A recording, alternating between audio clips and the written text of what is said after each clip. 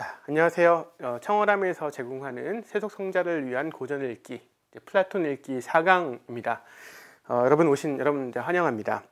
자, 지난 시간에 우리가 어떤 이야기를 했었었냐 하면은 이제 플라톤이 이상적인 국가와 그 다음에 이상적인 사람이 어떤 방식으로 이제 생겨나느냐 이런 얘기를 했었습니다. 이상적인 국가 같은 경우는 그 안에 계급이 세 계급이 있는데, 그래서 통치자의 계급이 있고 수호자의 계급이 있고, 그 다음에 일단 생산자들의 계급이 있고, 그리고 각 사람들이 각자 역할들을 잘 하고 있는 그런 국가가 가장 좋은 국가다라고 얘기를 했었고, 그 다음에 사람 같은 경우에는 똑같은 방식으로 유비관계에 있어서 이제 이성의 부분, 그 다음에 기계의 부분, 욕구의 부분, 이렇게 세 부분이 나눠져 있고, 그 세 부분이 조화롭게 움직이되 이성의 명령에 따라 가지고 각자가 각자의 부분들의 역할을 잘하고 있을 때 그 사람이 가장 올바른 사람이다.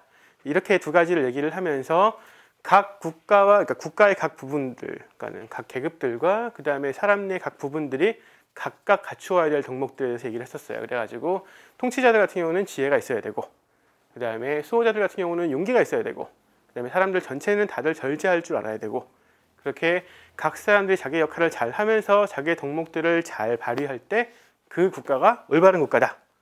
그리고 사람 같은 경우도 마찬가지로 이성의 부분은 지혜가 있어야 되고, 기계의 부분은 용기가 있어야 되고, 그 다음에 욕구의 부분들은 잘 절제를 잘 함으로써 너무 많은 것들을 요구하지 않을 때에 이 사람이 올바른 사람이 될 수 있다. 이런 얘기를 이제 유비관계에 있다는 얘기를 했었습니다. 자, 플라톤의 국가라는 책은 일단 제가 2강을 얘기할 때 처음 이제 국가를 소개를 할 때 얘기했었는데, 이 책의 궁극적인 목표는 뭐냐면, 증명해야 되는 목표는 무엇이냐? 올바른 사람이, 그러니까 정의로운 사람이, 그 사람이 훨씬 더 유익하게 산다, 그러니까 더 좋은 삶을 산다는 것을 보이는 게 목적이었었어요. 그때 얘기했던 것이 좋음의 세 가지 종류가 있었는데, 좋은 것이라는 것은 그 자체로도 좋은 것이고 결과도 좋은 것이다 라는 주장이 소크라테스의 주장이었고, 소크라테스가 입증해야 되는 것은 이 부분을 입증을 해야 돼요. 왜 올바른 사람이 그 삶 자체도 행복하냐 이야기를 하는데, 그 이야기는 이제 6강에 가가지고 제가 자세하게 설명을 드릴 것이고, 4강과 5강의 내용은 실제로 국가편에서, 국가라는 책 전체에서 전체 맥락에서는 원래 약간 비껴난 부분이에요. 왜냐하면은 원래 소크라테스라는 주인공이 국가라는 책에서 다루고자 하고 있는 내용은 무엇이냐 하면은, 어떻게 하면은 한 사람이 올바를 때에 행복하느냐, 이제 이거였거든요. 그런데 이것을 증명하기 위해서 국가를 끌어들였고, 그래서 국가가 어떻게 하면은 정의로운지를 먼저 설명을 하고, 그 다음에 사람이 유비관계에 있으므로 사람도 행복하다, 이렇게 보여야 되는데, 문제는 뭐냐면 이제 국가에 대한 얘기를 굉장히 이제 많이 꺼내다 보니까는 그 국가가 도대체 어떤 방식으로 운영되는 것인지, 그리고 국가의 성격은 무엇인지에 대해서 이 국가라는 책에 나오는 그 대화 주인공들이 서로 이야기를 하게 돼요. 그 서로 이야기를 하면서 이제 우리가 보통 플라톤의 국가는 정치 철학이다라고 얘기하는 그 부분, 그러니까 국가라는 그 공동체, 정치 체제가 어떤 방식으로 운영되는지에 대한 설명을 그 책의 한 중간 부분에서 이제 많이 다루거든요. 그 부분은 사실 제가 다시 얘기하지만은 원래 전체 맥락과는 맞지는 않아요. 맞지는 않지만은 사실 이 사람들이 국가라는 책을 읽을 때 가장 많이 기대하는 부분이기도 하죠. 사실 거기가 플라톤이 얘기하는 국가는 어떤 것이냐, 그리고 그것을 다스리는 이제 통치자는 어떤 사람이 되어야 되느냐, 그리고 이제 그 통치자가 어떤 알을 가져야 되느냐, 이제 이 문제들을 다루는 내용들이 이제 국가편 2, 3, 4, 5, 6, 7 거기까지 내용이에요.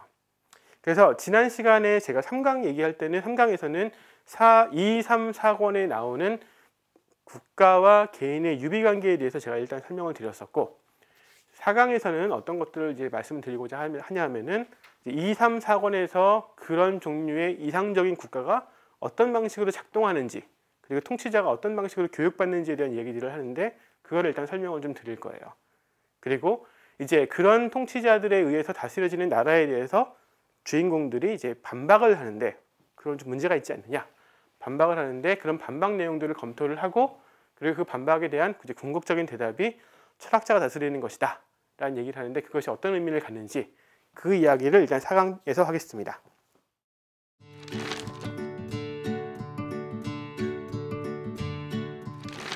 다시 한번 먼저 쓰면은, 이미 제가 얘기를 했지만 통치자가 있고, 수호자가 있고 그 다음에 생산자가 있어요. 그리고 제가 3강 때 얘기했던 것처럼 이 국가는 각 사람들이 자기의 이제 할 수 있는 것, 자기가 할 수 있는 것들을 남한테 주고 그리고 다른 사람으로부터 자기가 할 수 없는 일들을 공급받는 그런 계약 관계로 이루어진 나라인데, 일단은 생산자들 같은 경우는 그래가지고 자기가 원래 만드는 것들, 신발을 만들면 신발을, 집을 만들면 집을 지으면 집을, 혹은 옷을 만들면 옷을, 농사를 지으면 농사를, 이제 그 일만 열심히 하는 사람들이에요. 그리고 그런 일들을 어떻게 하느냐? 원래 적성에 제일 잘 맞는 사람들이 그 일을 하면 돼요. 옷을 잘 만드는 사람은 옷을 만들면 돼요. 그러면은 그다음 이제 국가가 어떻게 해서 군인들이 필요하게 됐느냐? 이 사람들이 나름대로의 욕구들이 있는데 그 욕구를 우리가 아주 필요한 것들만 가지고 사람들이 사는 게 아니라서, 사실 사람들이 사는 데에는 아주 기초 영양소만 있으면 되죠. 따라서 음식 같은 거 안 먹고 매일매일 적당한 양의 칼로리랑 비타민 같은 것만 잘 먹으면 살 수는 있을지도 몰라요. 생명을 유지할 수는 있을지도 모르는데, 우리는 그것만 바라는 게 아니라 뭔가 조금 더 이렇게 즐기면서 살고 싶거든요. 그러다 보니까 이 사람들이 욕구가 커지고, 그러면서 나라가 커지고, 그러면서 전쟁이 시작된다 라는 얘기를 지난 시간에 했었어요. 그리고 전쟁이 시작됐기 때문에 이 나라에서 전쟁의 전문가들인 수호자가 필요하다고 얘기를 했었어요. 그리고 그 수호자들 중에서 뛰어난 사람들이 뽑혀서 통치자가 되는 거였거든요. 따라서 통치자는 일단 기본적으로 수호자 계급에 속하는 사람이에요. 그러니까 일단은 원래 여기는 두 계급만 있는 나라고, 1차적으로는. 그래서 뭔가 만들어내는 전문가와 싸우는데 전문가, 이 두 가지 전문가들이 있는 나라이고, 이 싸움의 전문가들 중에서 특출한 사람들이 통치자가 이제 되는 건데, 이제 플라톤이 이제 소크라테스죠. 이제 그 국가라는 책에 나오는 주인공으로서 소크라테스가 2권, 3권, 4권에서 이제 어떤 것들을 주로 다루냐 하면은, 이 이제 수호자 계급에 들어가는, 통치자를 포함한 수호자 계급에 들어가는 사람들이 어떤 종류의 교육을 받아야 되는지 얘기를 이제 많이 다뤄요. 많이 다루는데, 여기에서 이제 굉장히 그 유명한 그 시인들에 대해서 비판들이 등장을 하는데, 이제 어떤 맥락에서 나오는지 제가 설명을 드리도록 하겠습니다. 자, 수호자랑 통치자는 두 가지 종류의 교육을 일단 어렸을 때부터 받아야 돼요. 가장 중요한 건 뭐냐면은, 이 사람들은 어렸을 때부터 좋은 품성을 갖추는 게 굉장히 중요해요. 좋은 품성을 갖춰가지고 어렸을 때부터 그 사회가 요구하는 어떠한 종류의 덕목들이 몸에 이제 배어서 살 수 있도록 만들어주는 게 굉장히 중요하거든요. 자, 우리가 어린아이들을 가르칠 때, 자, 정직해야 된다 가르치죠. 거짓말하지 말아라, 이게 가르치죠. 친구들한테 착하게 대해라, 부모님께 공손해라, 나이 드신 분들 보면은 존댓말을 써라, 가르치는데, 우리가 어린아이들 이런 걸 가르칠 때 이유를 설명해 주면서 가르치나요? 아니면 그냥 가르치나요? 그냥 가르치죠. 5살짜리 애한테 너 어른들한테 존댓말을 써야 돼 얘기하면은, 얘가 아니 왜 어른들한테 존댓말을 써? 그러면 그런 거 물어보는 거 아니야, 그냥 하라면 해, 우리 이렇게 하거든요. 우리는 보통. 그러니까 어렸을 때 어린아이들은 실제로 이유를 설명을 해준다고 해서 더 잘 배우는 게 아닌 경우들이 많아요.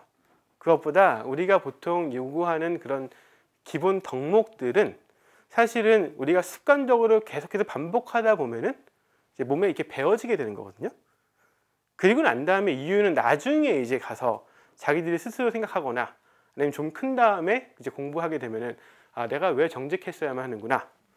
정직해야지 사회가 이제 구성될 거 아니에요. 특히 이제 이런 사회 같은 경우는 서로 주고받는 계약 사회에서는 정직이 기본이잖아요. 여기서는 그렇지 않으면, 정직이 없으면은 계약이 이루어지지 못하잖아요, 이 사회에서. 따라서 나중에 보니까는 내가 어렸을 때부터 정직했어야 되는 이유가 바로 이 사회의 기본적인 틀을 유지하기 위해서였었구나. 꼭 이 사회뿐 아니라 우리 사회도 마찬가지죠. 우리 사회도 사회가 이렇게 서로 신뢰하면서 가려면은, 그러면 기본적으로 정직해야 돼요. 하지만 그런 이유들을 우리가 설명해 주지는 않아요, 어렸을 때. 그게 아니라 습관적으로 그것이 몸에 배도록 부모님들이, 그리고 어른들이 학교에서, 유치원에서, 아니면 교회에서 이제 가르쳐서 그것들을 이제 몸에 배게 만드는 거거든요. 그러니까 플라톤이 이제 소크라테스의 입을 통해 가지고 국가에서 얘기하는 것은 뭐냐면, 통치자랑 수호자가 될 사람들, 특히 이제 수호자가 되는 사람들이죠. 통치자는 수호자 일부니까. 나라를 지킬 사람들이 받아야 되는 기본적인 교육을 어렸을 때부터 해줘야 되는데, 이 이유들을 얘네들한테 먼저 설명해 줄 필요는 없다고 얘기를 해요. 그것보다 이런 수호자가 되려면 일단 용기도 있어야 되고, 절제도 있어야 되고, 그 다음에 남의 그 전체 사회를 위해 가지고 봉사하는 마음도 있어야 되고, 그 다음에 서로 동료 수호자들끼리는 서로 우애도 있어야 되고, 전우애 같은 그런 우애도 있어야 되고, 이런 것들은 어떻게 배우느냐? 어렸을 때부터 몸에 배도록 만들어줘야 된다는 거예요. 이유에 대한 설명은 나중에 하면 되고, 몸에 뵐 수 있도록 해줘야 되는데, 그 배게 하는 교육이 두 가지가 있는데, 하나는 시가이고 그다음에 하나는 체육교육이에요. 20살이 될 때까지는 얘들한테 그래서 다른 공부는 시킬 필요 없고 시가와 체육교육만 하면 된다고 얘기를 하는데, 자, 여기서 오해하면 안 되는 것 중에 하나가 뭐냐면, 여기서 얘기하는 시가는 우리가 얘기하는 그런 서정시, 뭐 발라드, 무슨 힙합 음악 이런 거 아니에요. 여기서 얘기하는 건 그런 게 아니라 뭐냐 하면은 서사시 같은 걸 얘기하는 거예요. 자, 이 시대에 제가 지난번에 강의할 때 잠시 언급을 했었는데, 아마 1강 할 때 제가 얘기했었던 것 같아요.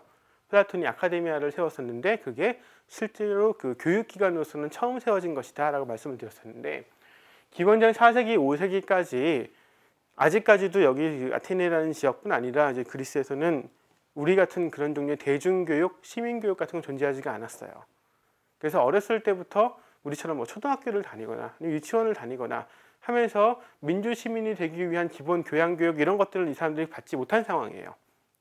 귀족들은 자기들이 돈이 있으니까는 이제 소피스트를 고용을 하거나 유명한 선생들을 어렸을 때부터 붙여가지고 이제 가르쳐서 자기 집안의 그 아이들이 기본적인 교양들을 쌓을 수 있도록 부모들이 도와주는데, 그것은 이제 모든 사람들이 다 할 수 있었던 것이 아니라 특수한 사람들, 돈 있는 사람들만 할 수 있었던 거죠.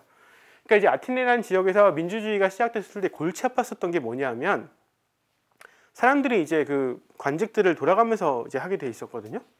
순서를 지어서 하거나 뽑기로 추첨을 하는데, 이 자유민이라는 사람들은 사실 굉장히 불안한 거예요.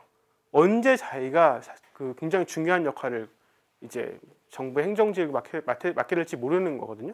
근데 특히 자기가 제대로 된 교육을 받지 않은 상황이라면은, 그러면은 나는 별로 아는 게 없는데 만약에 나한테 순서가 돌아와 가지고 내가 만약에 동사무소에 동장을 맡아야 되면 어떡하나, 이런 두려움들이 있어가지고, 그러니까는 그때 그 시대에 사람들이 더 많이 이제 자기 돈을 들여가지고도 소피스트한테 공부를 하고 막 이랬던 거예요. 근데 그런 사람들 말고 일반 사람들이, 그래도 우리도 이제 무슨 민주교육을, 그러니까 민주시민이 될 수 있는 그런 교육까지는 안 가더라도 기본적으로 그냥 우리 사회에 속하는 사람들이라면은 우리가 기본적으로 이렇게 배우는 그런 교육들이 있죠. 그러니까 꼭 교육까지 안 가더라도 어렸을 때부터 우리가 듣는 옛날 이야기라든지, 아니면 뭐 한민족이 어떻게 형성됐는지에 대한 옛날 이야기, 전래동화, 건국신화 같은 거, 뭐 이런 종류의 이야기들을 어렸을 때 많이 듣거든요. 듣고 배우거든요. 그리고 이제 그런 이야기들을 듣고 배우면서 이제 여러분 생각해 보시면은, 우리 어렸을 때 이제 전래동화 같은 걸 읽어보면은 그 전래동화 내에 사람들을 어떤 식으로 대해야 되는지, 까치가 나를 도와주면은, 그러니까 내가 이제 불쌍한 까치를 도와주면은 까치가 내 도와준 것에 대해서 나중에 갚는다더라, 이런 식으로 주고 받고, 그리고 어려움 처한 사람들에 대해서 어떻게 도와야 되고, 이런 종류의 기본적으로 우리가 갖추어야 되는 도덕 뭐 규범 같은 것들이 그런 이야기에 들어가 있어요. 그래서 우리는 그런 이야기들을 어렸을 때 들으면서도 또 교육을 받게 되는 거거든요. 부모님이 너 아침에 일찍 일어나라, 밥을 열심히 편식하지 말아라, 뭐 그 어른들에게 존댓말 써라, 이렇게 직접 가르치기도 하지만 그런 옛날 이야기들을 해주고, 그 다음에 또 되게 유명한 위인들의 이야기들을 해주면서, 아브라함 링컨은 어렸을 때 굉장히 정직해가지고 자기가 사과나무를 뭐 잘랐는데 뭐 먼저 부모님 아버지한테 가서 얘기를 해가지고 칭찬을 받았다더라, 뭐 이런 얘기를 해주는 것은 무엇이냐면은, 사실은 그 이야기가 재미있어서 해주는 것이 아니라 듣고 너도 나중에 정직하게 살아라 라는 얘기를 사실 해주고 싶은 거거든요. 그러니까 이 시대에 그리스가 한참 민주주의가 발전을 하다가 이제 몰락해가고는 이 기원전 4세기, 5세기 시대에 일반 사람들은 교육을, 그런 종류의 기본 교육을 어떻게 받았냐 하면, 학교가 없으니까요. 그리고 부자들이나 이제 그 소피스트를 통해서 개인 교사로 교육을 받기 때문에 사람들이 기본적으로 받은 교육은 무엇을 통해서였었느냐 하면은 시를 통해서였었어요. 특히 서사시를 통해서. 특히 서사시 중에서 이때 유명했던 것이 호메로스의 일리아드나 오디세이아 같은 서사시예요. 굉장히 두꺼운 책이잖아요. 지금 우리가 보면은. 이때는 이제 바드라는 음유 시인들이 다니면서 그것을 낭송을 하고 다녔어요. 이 사람이 낭송을 하고 오면은 동네 사람들이 와가지고 모여가지고 어린애들부터 시작해서 듣게 만드는 거예요. 그러면은 이제 일리아드 같은 거 읽어보신 분들은 아시겠지만은 거기에 전쟁 이야기만 나오는 게 아니에요. 거기에 신들은 어떻게 살고, 영웅들은 어떻게 살았고, 그다음에 그 사람들이 어떻게 싸웠고 이런 얘기도 나올 뿐더러 더 나아가서 손님이 오면은 어떻게 접대를 해야 되고, 음식을 만들 때는 어떤 순서로 만들어야 되며, 이런 아주 구체적인 도덕 규범과 관련되고 그다음에 기본적인 삶의 방식과 관련된 이야기들이 사실은 일리아드나 오디세이에 되게 깊이 들어가 있어요. 그러니까 사람들은 교육을 그런 종류의 시를 통해 가지고 이제 그런 얘기를 들으면서 아, 내가 만약에 낯선 사람들이 우리 집에 찾아오면은 이 사람들을 어떻게 접대를 해야 되는구나, 이 이야기를 마치 아가멤논이 어떻게 아킬레우스를 밥을 먹였는지 이야기를 들으면서 이제 자기가 이렇게 해야 되겠구나라는 것을 배우는 거거든요. 그러니까 이 시대의 시라는 것은 우리 같은 창작 예술이 아니라 이미 벌써 전통적으로 사람들이 계속해서 전해오던 마치 전래동화 같은 이야기들을 그거를 이제 그냥 음을 넣어가지고 그래가지고 노래처럼 이렇게 들려주던 것이었어요.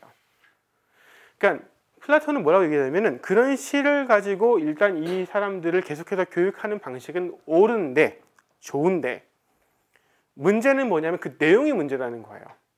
자, 이 수호자들은 아까 얘기했던 것처럼 용맹스러운 사람이어야 되고 전쟁에 기본적으로 전문가가 되어야 되는 사람들이거든요. 나라를 보호하기 위해서 열심히 싸울 수 있는 사람들이고, 지난번에 제가 얘기했던 것처럼 이 사람들은 누가 우리 편이고 누가 우리 편이 아닌지, 적에 대해서는 그래가지고 아주 무섭게 달려들 수 있으면서도 우리 편에는 이제 우리 사람들은 물지 않는 그런 사람이 되어야만 하는데, 그러면 그런 종류의 지혜와 용기를 어떻게 갖추게 할 것인가?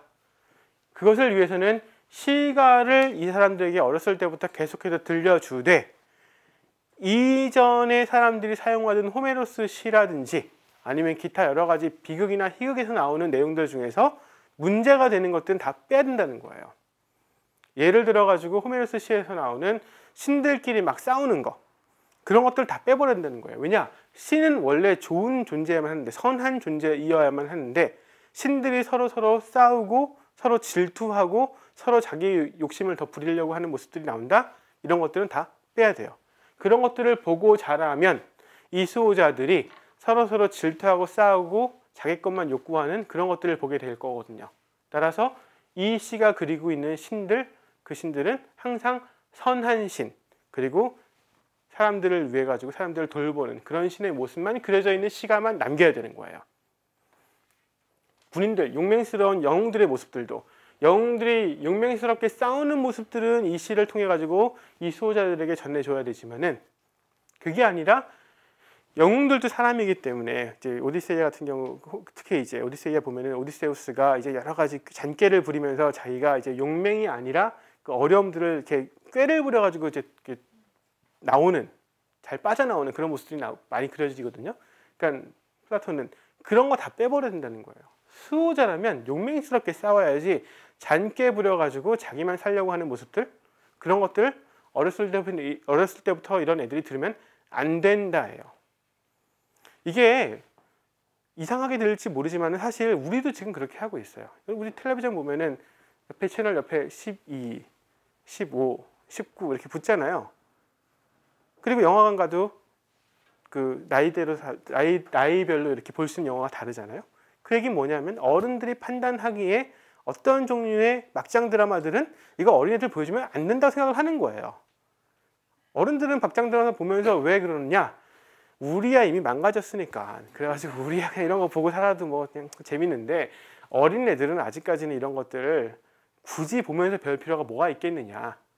어렸을 때는 좋은 거 보면서 좋은 성품 갖추도록, 그래서 좋은 것들 계속해서 반복적으로 보면서 그것이 몸에 배도록 해주는 게 낫고, 나중에 그런 현실을 살다 보면 다 알게 되는 거니까 굳이 보여줄 필요 없다. 그러니까는 19금 붙이고 15금 붙이는 거잖아요. 똑같아요. 그러니까 플라톤도 시가라는 것이 그때 교육 기능을 하고 있었기 때문에 사람들이 기본적인 교양을 갖추도록 하는 것이 바로 시가였기 때문에 어렸을 때부터 올바르지 않은 내용들이 나오는 시가들은 애들에게 들려주지 말아야 된다는 거예요. 그래서 영웅들이 지혜롭지 못하게 행동하는 모습들이 나오면 그런 거 빼버려야 되고, 영웅들이 절제를 하지 못하고 자신의 분노에 사로잡혀 가지고 막 함부로 행동을 하는 모습들이 그려져 있다. 그런 것들도 빼야 된다는 거예요. 그래가지고 좋은 이야기들을 어렸을 때부터 계속 들려주면은, 그러면은 이 아이들이 좋은 품성들을 나중에 갖추게 되고 성인이 된 다음에 내가 왜 이런 성품을 갖추어야 되는지에 대한 설명은 뭐 자기가 스스로 하게 되거나 아니면 그때 가서 공부를 하면 된다라는 거예요. 그래서 좋은 품성들을 몸에 배도록 하기 위해서 시가 교육을 할 때 전통적으로 그 시대에 받아들이는 호메로스 시 같은 경우들은 굉장히 조심해서 중요한 내용들만 잘 편집해 가지고 애들한테 가르쳐야 된다는 거예요. 그래서 플라톤이 시인들을 추방했다라는 말은 사실 정확하게 맞는 말은 아니에요. 그러니까 어떤 시인들을 추방을 했느냐? 두 가지인데, 일단 첫 번째는 내용에 문제가 있는 시를 말하는 시인들은 이제 추방한 거예요.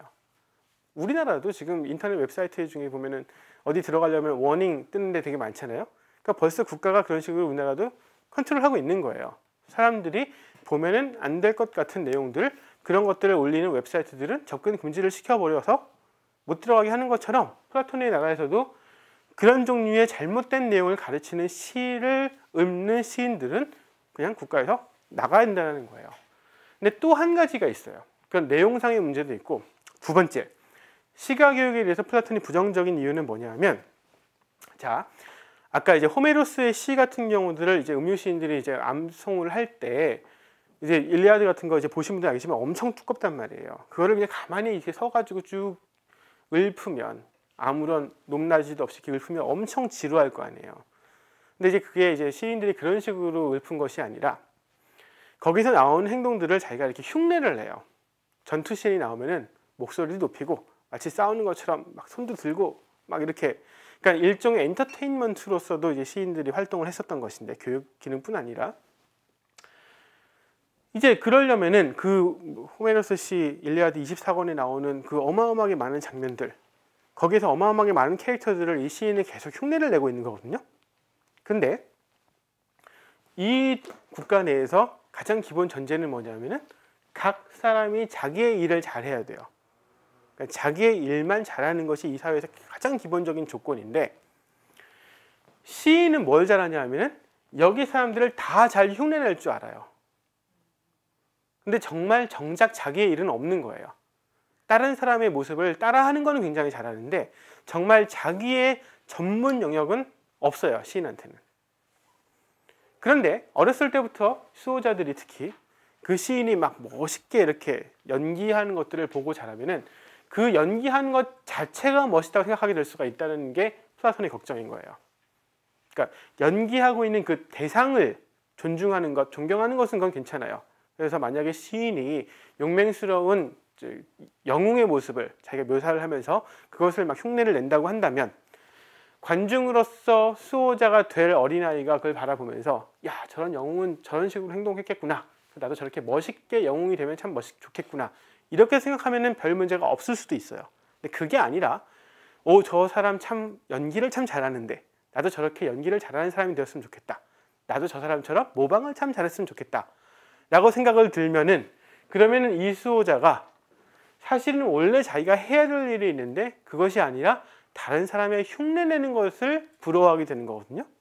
그러니까 플라톤은 그거를 지금 걱정을 하고 있는 거예요. 각자가 자기의 일을 잘해야 되는데 이 음유 시인들 같은 경우는 자기의 일이 없이 남의 일들을 참 잘 흉내내요. 그리고 남의 일을 잘 흉내내는 것은, 그것은 이 국가 안에서 별로 좋지 않은 행동이에요. 여기에서는 각자가 자기의 일만 잘해야 되기 때문에.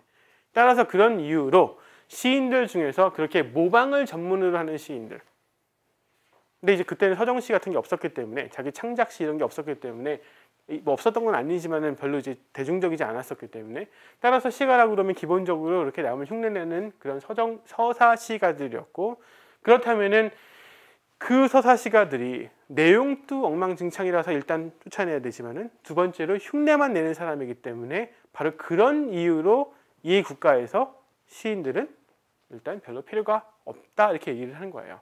따라서 예술을 전문으로 하는 그런 시인들이 모두 다 국가에서 사라져버린 굉장히 재미없는 국가를 얘기하고 있는 것은 아니에요. 나름대로 이 나라 내에서도 재미도 있고 즐거움도 있고 엔터테인먼트도 있기는 한데, 그런 종류의 엔터테인먼트의 성격이 어떻게 되어야 될 것이냐, 올바른 것을 가르쳐야 되고 그다음에 남을 흉내내는 것이 그 엔터테인먼트의 주가 되지는 않으면, 그러면은 이 국가에서는 이제 별 문제가 되지 않아요. 그러니까 사실 플라톤이 가장 깊이 염두에 두고 있는 것은 뭐냐면은, 이 시대의 시가 교육의 기능을 하고 있었는데, 플라톤의 생각은 뭐냐면 교육은 철학이 해야 되는 것이지 시가 해서는 안 된다는 거예요.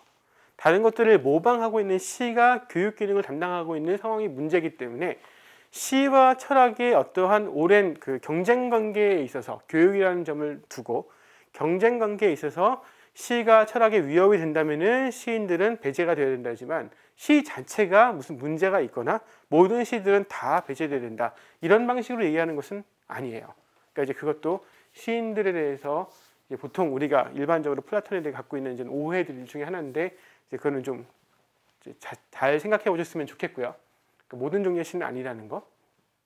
자, 어쨌든 그렇게 시 교육을 잘 시켜야 되고, 두 번째, 체육 교육도 잘 해야 돼요. 당연히 이제 전쟁에 참여할 사람들이니까. 그래서 어렸을 때부터 이제 건강해야 되는데, 건강해야 되고, 이제 건강한 몸에 건전한 혼, 이거는 아니에요. 이거는 옛날에 우리나라 60년대, 70년대 이제 구호였었는데, 그건 아니라 플라톤이 생각하기에는 건전한 정신을 가지면, 건전한 정신을 가진 사람이라면 자기의 몸을 건전하게, 건강하게 돌볼 것은 당연하다고 생각을 했어요.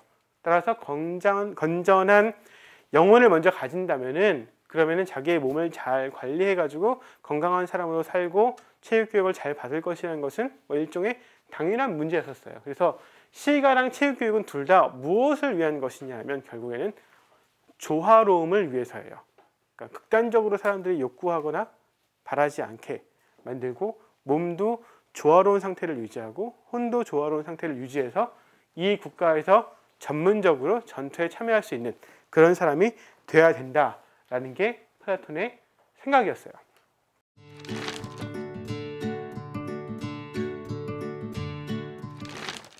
자, 이제 이 통치자들은 어떤 특징을 가져야 되느냐? 지금 계속 얘기했던 것처럼 생산자들은 자기의 전 분야에서 자기가 만드는 것을 잘하면은 그러면 아주 훌륭한 생산자예요. 통치자와 수호자는 국가를 잘 수호하는 데 전문이면 돼요. 그런데 이 수호자와 통치자는 어떤 종류의 전문가가 되어야 되냐면은, 이 사람들은 철저하게 다른 사람들과 달리, 다른 사람들은 자기가 만든 것으로 사회에 기여를 하잖아요. 하지만 이 사람들은 자기가 뭘 만드는 사람들이 아니기 때문에 사회에 기여하는 바는 국가를 보호하는 것 말고는 없어요. 따라서 이 사람들에 있어서 자신의 전문 영역은 무엇이냐면은 이 국가 전체에 대한 어떤 공적인 책임이에요. 그래서 이 통치자와 수호자들에게는 사적인 삶을 가능하면 적게 허용해야 된다고 플라톤은 주장을 해요. 그러니까 국가의 통치자쯤 될 사람들이라면, 혹은 국가의 녹을 받아 먹는 사람이라면, 이 사람들은 철저하게 국가를 섬길 사람들이 되어야 되고, 국가를 섬기는 방법은 이제 자기의 사적인 부분들이 있으면은 자기의 욕구들을 채우기 위해서 국가를 덜 섬기거나 덜 봉사를 하거나, 혹은 자신의 권력을 이용해서 자기의 욕구를 채울 수 있기 때문에 시스템적으로 이 사람들에게는 사적인 영역을 가능하면 허용을 해주지 않아 버리는 거예요. 철저하게 공적인 사람이 되도록 만드는 거죠. 그러니까 공과 사를 그냥 구분만 하는 것이 아니라, 생산자는 공과 사를 다 가질 수 있어요. 사적 영역이 허용되는데, 이 수호자와 통치자 같은 경우는 사적인 영역을 최소화시켜요. 최소화시켜요. 그러니까 플라톤은 기본적으로 사람에 대한 신뢰가 좀 없는 편이에요. 각 사람에게 이 사람들이 아무리 교육을 잘 시켜 놓아도 이 사람들이 알아서 국가에 봉사하지 않을 가능성이 굉장히 높기 때문에 처음부터 시스템상으로 이 사람들은 공적인 인간이 되도록 만드는 게 목표인 거예요. 근데 이것도, 자, 우리가 현대사회에서 똑같은 이런 플라톤의 세계를 만든다, 이거는 쉽지 않은 일이지만 여전히 우리는 이념상 이런 종류의 이념들을 받아들여요. 이런 종류의 우리의 문제의식도 있어요. 왜냐하면은 우리가 이 나라의 대통령이라든지 국회의원에 대해서 사적인 영역들을 자신들이 많이 이제 보이려고 하면은, 우리가 국회의원이라면은, 대통령이라면은 국가를 위해서 봉사해야 되는데 그렇게 사생활이 중요하냐라고 그러면서 우리가 항의를 할 수가 있단 말이죠. 7시간 동안 대통령이 어디 없어졌어요. 없어져서 그 사생활을 지켜달라라고 사람들이, 그러니까 청와대는 이렇게 얘기할 수 있어요. 대통령도 사인이기 때문에 7시간 동안 우리가 없어졌었던 그 사생활을 지켜달라고 요구를 할 수 있지만, 우리는 보통 거기에 대해서 우리가 이제 직관적으로 드는 생각은 뭐냐면, 우리야 사생활 7시간 동안 뭐 했는지 보일 필요 없지만 대통령이라면은 그런 종류의 사생활들 아무리 중요하긴 하지만 어쨌든 간에 그 7시간 동안에 어떤 일을 했었는지에 대해서 얘기를 하는 것이, 공적인 책임을 지는 것이 더 옳지 않느냐라고 우리는 요구를 하거든요. 플라톤도 똑같은 생각을 하고 있는 거예요. 통치자라면, 수호자라면 일단은 사적인 것보다는 공적인 것이 우선이 되어야 되고, 그리고 사람들을 가만히 놔두면 자꾸만 사적 영역을 자꾸만 가려고 애를 쓰고 7시간 동안 어디 가 있으려고 자꾸만 그러니까는 그렇게 못하도록 시스템으로 만들어버려야 된다는 거예요. 그래서 철저하게 국가의 제도를 봉사하도록 해야 된다. 이게 플라톤의 생각이에요. 그러니까 우리가 플라톤의 국가를 그대로 지금 현재의 나라의, 우리 이제 대한민국이라는 나라의 정치 체제를 그대로 갖고 들어오는 것은 불가능할 거예요. 당연히 불가능해요. 왜냐하면 계급이 존재하고 서로 간에 평등이 없고, 그 다음에 그게 굉장히 좀 규모가 작아야지만 의미가 있고 이렇기 때문에.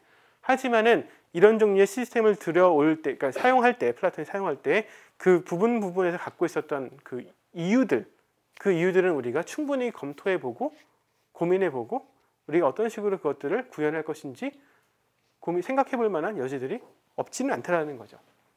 어쨌든 이 통치자들은 그래서 사적인 영역이 없이 순수하게 공적인 사람들인데, 그럼 문제는 뭐냐면은 이제 자기가 사적인 영역이 없기 때문에 이제 제가 지난주에 잠시 얘기했던 것처럼 이제 집도 없고 맛있는 것도 못 먹고 가족도 없고, 그 다음에 자기의 즐거운, 그러니까 무슨 취미 생활이라든지 이런 거 할 시간도 주어지지 않아요, 사람들에게는. 그러니까 나중에 이제 철학자들이 통치를 하게 되면, 철학자들은 사실은 통치하고 싶어하지 않는 사람들이거든요. 혼자서 사색하고 싶어하는 사람들인데 이 사람들 강제로 통치하도록 만들어야 돼요. 그러니까 자기가 즐기는 그 일상의 그 즐거움들 같은 경우 누리지 못하게 만들거든요. 그러면 이제 문제가 뭐냐면은 누가 통치자 하고 싶어 하겠어요? 사적인 영역이 없으니까. 오히려 싫어하거든요. 그러니까 우리는 보통 통치자가 된다, 수호자가 된다 그러면은 야, 그 권력을 가지고 그래도 자기의 이익에 얼마나 많이 이제 이렇게 할 수 있겠느냐. 국회의원쯤 됐으면은 뭔가 돈도 좀 이렇게 삥땅 칠 수 있겠지. 그런 기회가 더 있지 않겠나. 혹은 뭐 주위에서 정치인이 있으면은 그걸 통해 가지고 뭐 떡고물이라도 하나 떨어지지 않겠는가, 이런 걸 기대하는데, 플라톤은 그런 세계 만들지 못하게 만드는 거거든요. 그러니까 이 사람들은 사실상 사적인 영역을 포기해야 되기 때문에 어마어마하게 손해를 많이 보는 사람들이라서 뭔가 보상을 해줘야 돼요. 그러니까 그 보상이 뭐냐면 명예밖에 없어요.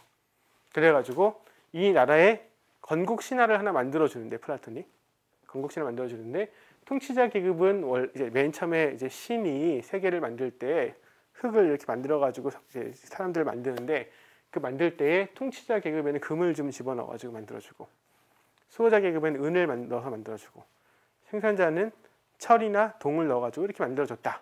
그래서 원래 만들어진 재료가 다르다. 그래서 너네들은 훨씬 더 훌륭한 사람들이야 라고 칭찬해주고 이제 끝이에요. 그러니까 너네들 훌륭한 사람들이니까 국가에 많이 봉사해라. 그래가지고 밥도 좀 맛있는 거 못 먹고 열심히 그 국가를 위해서 싸워라. 이렇게 해주는 거예요.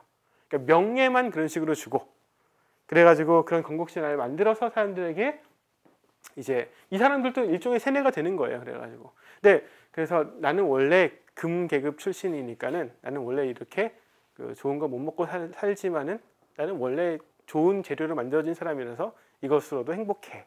이렇게 생각하도록 만들어주는 그런 신화를 만들어야 된다 얘기를 해요.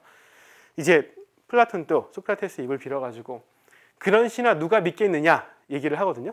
안 믿을 거라는 거 알아요, 플라톤도. 그런데 한두 세대만 지나면 사람들이 다 믿게 될 것이다. 그러니까 첫 번째 세대는 그게 거짓말인 줄 알 텐데, 두 번째, 세 번째 세대까지 내려가면은 이제 그런 신화를 받아들이면서 통치자랑 수호자들이 사적인 영역 없이도 나름대로 행복하게 살지 않겠는가. 그래서 이런 시가랑 체육 교육을 잘 받은 수호자들이 다스리고 있는 국가가 가장 이제 이상적인 국가가 될 수 있다라고 플라톤은 제시를 해요.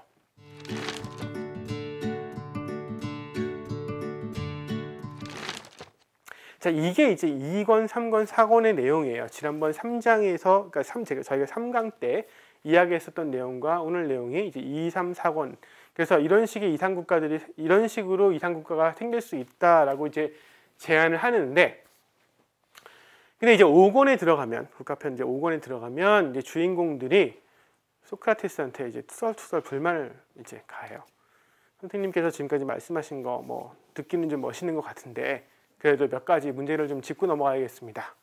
그 문제를 짚고 넘어가면서 아까 제가 강의 맨 처음에 얘기했던 것처럼 이제 굉장히 3000%로 빠지다는 얘기가 되는지 모르겠는데 3000%로 빠지는 거예요. 원래 얘기할 것과 달리 이 국가에 대한 얘기들을 더 깊이 하게 되는 계기가 이제 거기서 5권 처음에 시작인데, 거기서 질문이 뭐냐면 수호자, 통치자 이렇게 나누고 생산자 나누고 뭐 좋아 보이긴 하는데 구체적으로 시행과 관련해 가지고 몇 가지 좀 문제가 있는 것 같습니다.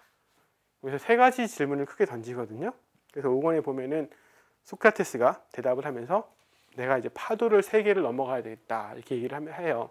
첫 번째 파도가 제일 쉬운 거고, 두 번째 파도가 조금 더 어렵고, 세 번째 파도가 제일 어렵다 얘기하면서 3개의 질문을 받는데, 그 질문 중에 첫 번째 질문이 뭐냐면은 이 수호자랑 통치자 계급에 여자가 들어갈 수 있느냐 없느냐의 문제예요. 자, 고대 그리스 사회는 여자들이나 노예나 아이들은 인간 취급도 받지 못하던 그런 존재들이었었어요. 숫자를 셀 때도 당연히 들어가지도 않고, 민회나 재판정에도 당연히 참가를 못하고, 공적인 어떤 영역에는 전혀 등장할 수 없는 아주 사적인 공간에서만 있을 수 있는 존재들이었는데, 여자라는 게. 근데 소크라테스가 중간에 언급하기를 통치자나 수호자가 여자가 될 수 있다고 얘기를 하거든요. 그러니까 이제 그 제자들이 같이 얘기하고 있는 제자들의 첫 번째 질문이 어떻게 여자들이 수호자랑 통치자가 됩니까? 라는 질문을 던져요. 소크라테스의 대답은 뭐냐면 간단하게 얘기해서, 자, 여자랑 남자랑 차이가 없지는 않다라고 얘기를 해요. 힘에서 차이는 난다.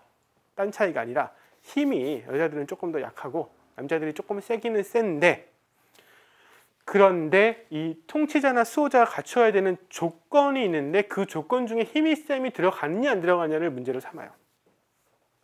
예를 들어서 이제 거기서 이제 소크라테스가 드는 예인데, 생산자 중에서 신발을 만드는 사람이 있어요. 구두장이가 있는데 어떤 사람은 대머리예요. 어떤 사람은 머리가 굉장히 길어요. 그러면은 대머리는 구두를 잘 만들고, 대머리이기 때문에 구두를 잘 만들고, 장발인 사람은 장발이기 때문에 구두를 못 만든다 라고 얘기는 안 하겠죠, 우리가. 그러니까 장발인 사람과 대머리인 사람은 분명히 둘이 차이는 존재해요. 둘은 분명히 차이가 있어요. 서로 달라요. 다른 특성을 가지고 있어요. 하지만 이 두 사람을 다르게 만들어주는 특성이 이 두 사람이 다른 종류의 일에, 그러니까 같은 종류의 일에 있어서 다른 능력을 가진다라고 얘기할 수는 없다라는 얘기예요. 비슷하게 플라톤은 그 소크라테스 입을 통해서 통치자나 수호자가 되기 위한 조건들이 있는데 그 조건에 여성이냐 남성이냐라는 것이 들어가느냐를 검토를 해봐야 된다고 얘기를 해요. 그러면서 제안하는 게 통치자나 수호자가 갖춰야 되는 조건이 3가지가 있는데, 첫 번째, 어떤 거 공부할 때 이제 제가 지난번에 얘기했던 3강 때 얘기했었지만 개 같은 사람들이라고 그랬죠. 그래서 지혜로워야 되잖아요. 일단 적이 누군지 우리 편이 누군지를 잘 구분할 줄 아는. 자, 그런 종류의 지혜로움을 갖는 데 있어서 남자와 여자 간에 차이가 있냐 없냐 물어봐요. 여자가 여자이기 때문에 남자보다 더 어리석다 라고 얘기는 못하죠. 당연히 아니죠. 우리도 당연히 아니라 생각하고, 이때 플라톤, 소크라테스도 마찬가지로 그렇지 않다고 얘기를 해요. 자, 그 조건 따져봤을 때는 여자나 남자나 분명히 차이가 없다.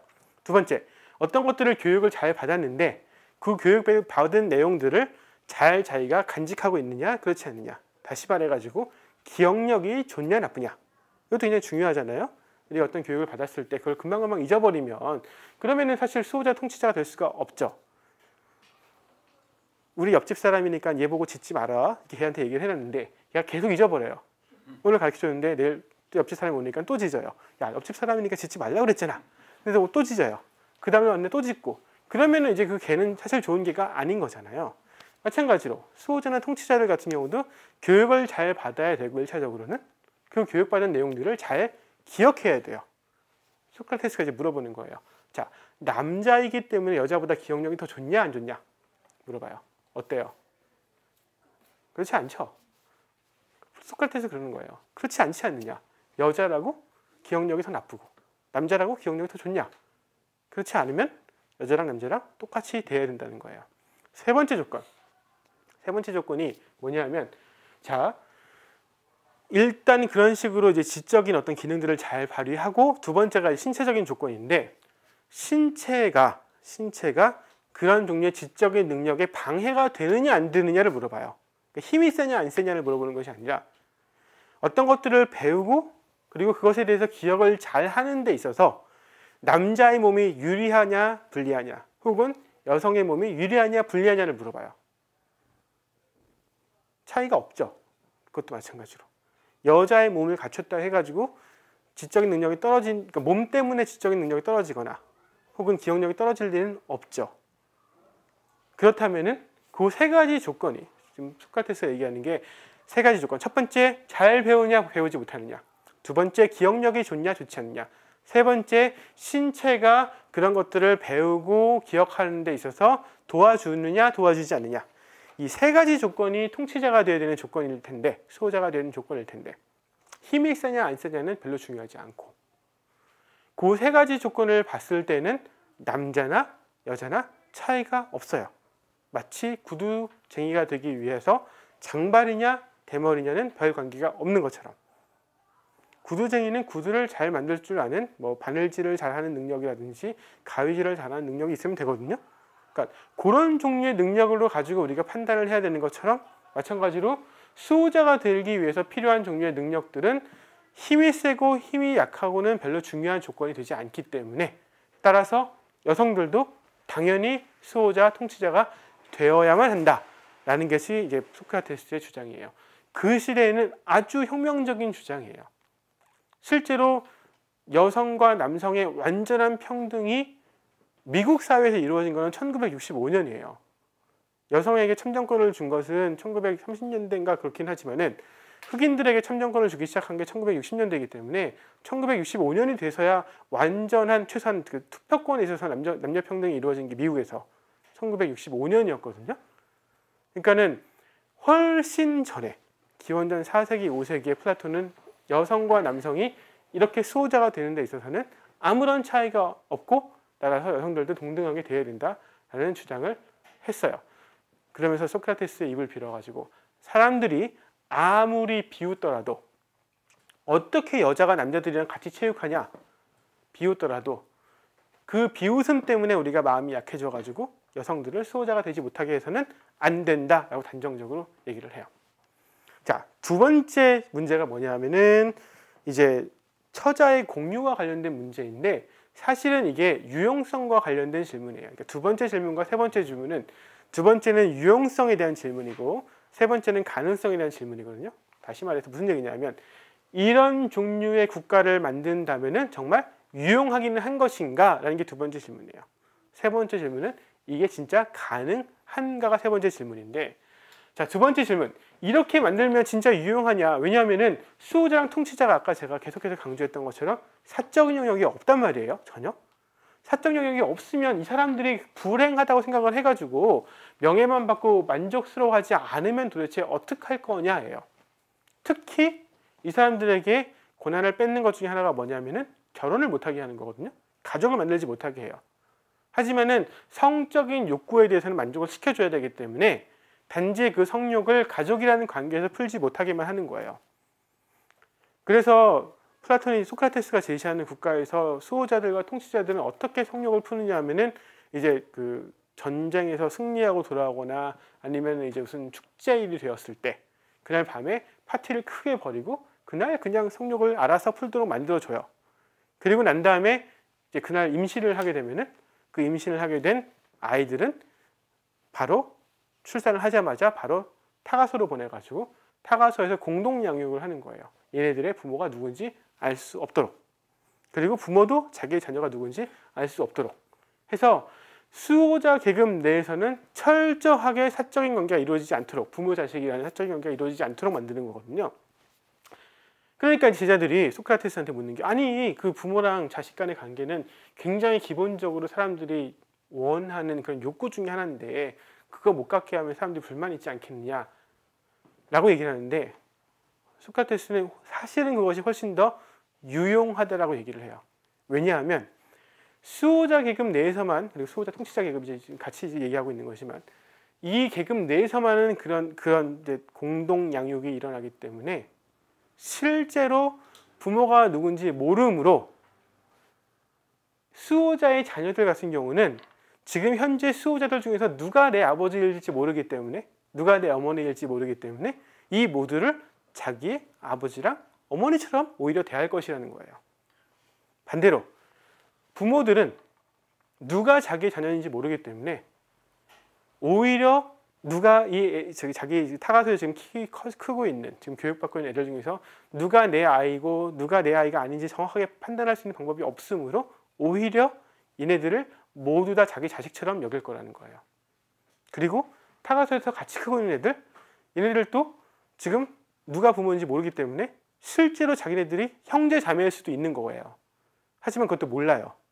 따라서 오히려 형제 자매인 것처럼 더 열심히 싸울 거라는 거죠. 그러니까 사적인 영역을 제가 아까 배제한다고 얘기했는데 오히려 어마어마하게 큰 사적인 그런 관계를 만들어주는 거예요. 그러니까 이런 통치자, 수호자 계급에 있어서는 사와 공이 완전히 일치하게 만들어줌으로써 사실상 이 사람들은 공적인 일을 하고 있는 건데, 하지만은 그 사람들의 기본적으로 싸우는 동력은 사적인 욕구로부터 나올 수 있도록 만드는 거죠. 정말 말 그대로 자기의 형제, 자매, 부모를 위해서 싸우도록 만드는 거예요.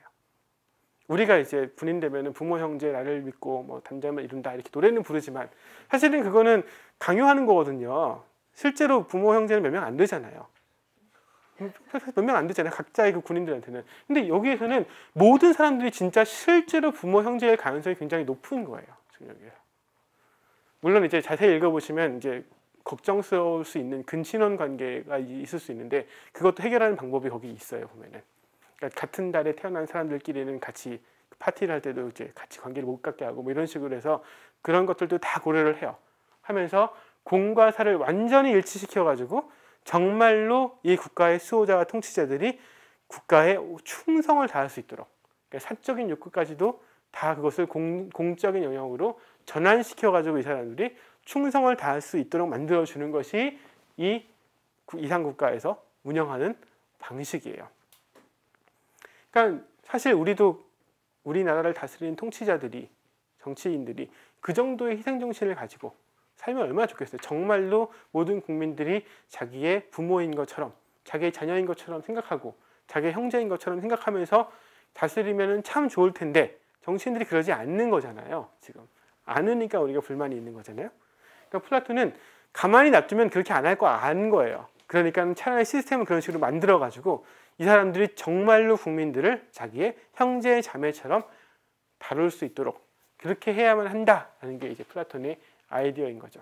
그러니까 국가편을 여러분들이 계속 읽어보시면은 이제 느끼실 텐데 제가 아까 얘기했던 것처럼 개인에 대한 신뢰, 그러니까 개인의 선함, 개인의 올바름 이런 것에 대한 신뢰가 그렇게 높지가 않아요. 플라톤은. 따라서 이것에 대해서 강제적으로 외부에서 어떤 식으로든지 컨트롤이 들어가야만 된다고 생각을 하는데 그 컨트롤하는 방식을 이런 식으로 만들어 놓는 거예요. 사람들을 가만히 놔두면 절대로 좋게 행동할 리가 없으므로 이런 식으로 국가 시스템을 만들어 놓음으로써 강제로 사람들을 부모 형제로, 자기 자식으로, 형제로 삼아서 섬기고 그들을 위해서 싸울 수 있도록 만든다. 그러면은 이 국가가 얼마나 유용하겠는가, 얼마나 효율적이겠는가라는 게 플라톤의, 그러니까 이제 소크라테스 입을 빌어서 얘기하는 대답이에요. 자, 세 번째가 이제 가능성의 문제인데, 세 번째 질문이 뭐냐면 도대체 그럼 이런 국가가 만들어질 수 있겠느냐? 도대체 이게 어떻게 이루어질 수 있겠느냐? 이제 이 질문을 제자들이 던져요. 이 세 번째 질문이 이제 철학에 관련된 이야기가 나오는 건데, 일단 우리 4강은 여기서 이제 마무리를 하고 굉장히 많은 분량의 내용들인데 제가 아주 간략하게 설명을 드렸어요. 하지만 중요한 포인트는 거기에 있어요. 그러니까 통치자, 그러니까 생산자들과 수호자들과 통치자들 모두 다 자기의 일을 열심히 하게 만들어야 된다. 1차적으로. 자기 일을 열심히 하는데 통치를 맡은 사람들 같은 경우는 실제로 국가에 봉사하는 사람들이고 그 봉사함이 자기네들이 국가에 뭔가 내줄 수 있는 것이에요. 신발 장수가 신발을 딴 사람들한테 내주는 것처럼 뭔가 만들지 못하는 수호자나 통치자들 같은 경우는 국가를 위해서 싸움으로써 통치함으로써 그 계약 관계에 들어가는 거거든요. 따라서 이 사람들한테는 더 많은 것들을 사적인 부분들을 포기하도록 요구하는 것이 큰 문제가 되지 않는다는 게 플라톤의 지금 생각이에요.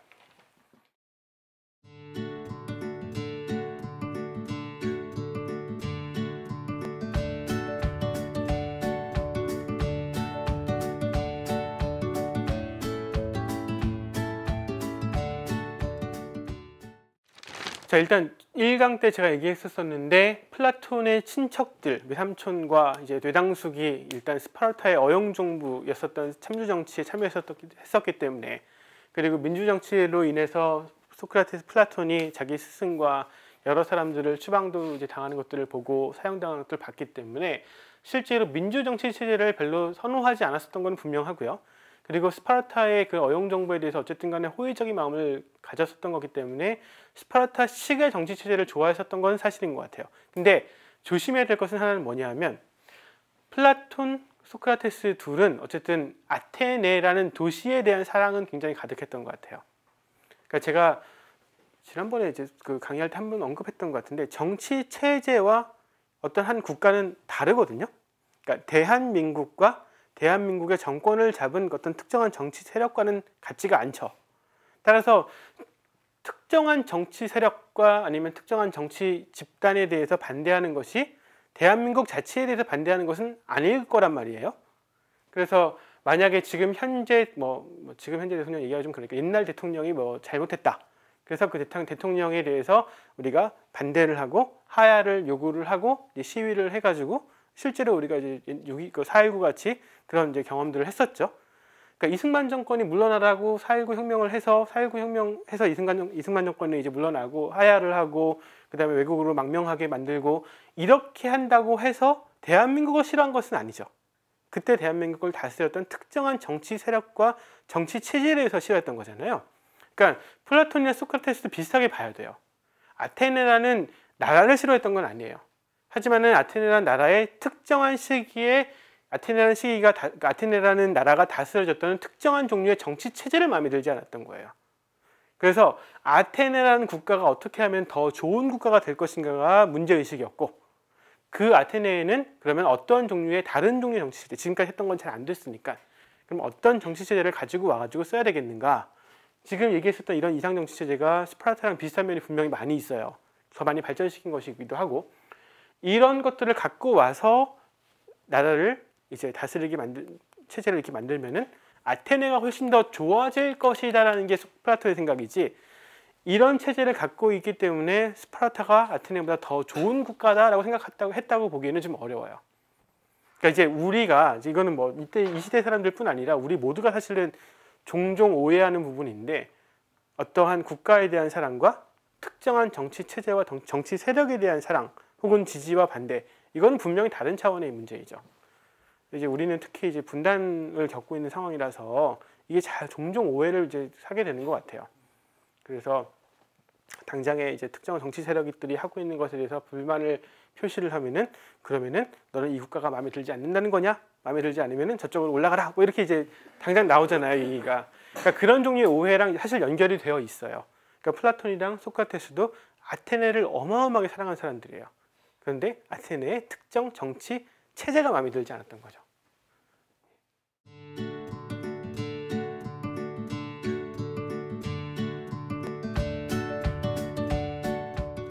그러니까 이제 그런 부분들이 아주 구체적인 어떤 방안들이 완전히 제시되지 않은 건 사실이에요. 그러니까 그것도 지금 말씀하신 부분들이 실제로 플라톤의 세계가, 이 국가가 정말 현실화될 수 있느냐에서 사실은 굉장히 중요한 반박 중에 하나가 될 수 있거든요. 그러니까 결국에는 자체 감시를 이제 요구를 하고 있는 거고, 그 다음에 사실은 감시라기보다 이제 다음 강에서 얘기를 하겠지만은, 통치자가 아주 훌륭한 사람이, 철학자 같은 사람이 된다면은 이 사람의 지도와 영달에 따라 가지고 다른 사람들이 잘 컨트롤될 것이라는 일종의 믿음이 있어요. 사실은 그거는 정말 가능하냐? 왜냐하면 앞에서 제가 계속해서 얘기했던 것처럼 플라톤이 사람들에 대한 신뢰가 별로 없었는데, 어쨌든 한 사람에 대한 신뢰는 있는 거거든요. 혹은 한 종류의 사람들, 그러니까 철학자가 한 명은 꼭 아니에요. 이 도시에서 여러 명 있을 수 있는데, 그런 이상적인 사람, 이데아나 형상에 대한 지식을 갖고 있는 사람이라면은, 그 지식을 가진 사람은 어쨌든 간에 훌륭하게 행동을 변함없이 할 것이고, 그 사람에 의해 가지고 다스려진다면은 이 나머지 사람들, 한계가 있는 사람들 혹은 문제를 일으킬 가능성이 있는 사람들은 잘 조정이 될 것이다 라고 생각을 하고 있는 거거든요. 그러니까 요 사람들에 대한 기대는 없는데 통치자가 될 사람에 대해서는 좀 기대가 있어요. 근데 그 얘기는 이제 5강에 가서도 자세히까지 못하겠지만 다뤄야 될 문제인데, 그러니까 여기는 기대를 하고 다른 사람들은 기대를 하지 않는 거죠. 그래서 어떻게 보면 통치자는 시스템에서 벗어날 가능성도 있는 사람이에요. 있는데 이제 플라톤의 대답은 뭐냐면, 그렇지만 진정한 통치자라면은 기꺼이 자기가 그 시스템 안에 들어가 있을 것이다 라는 거예요.